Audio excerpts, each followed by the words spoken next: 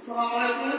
আন্তর্জাতিক মানবাধিকার সংস্থা আইন সহায়তা কেন্দ্র আশরাফ ফাউন্ডেশন বরিশাল জেলা শাখা কার্যালয় আমাদের এক সদস্য মোহাম্মদ ফাইজুল্লাহ মোহাম্মদ মিরাজের মাধ্যমে সে নতুন যোগদান করেছে আমাদের এই সংগঠনে, যাতে সে ভালো কাজ করতে পারে সেই দোয়া করবেন।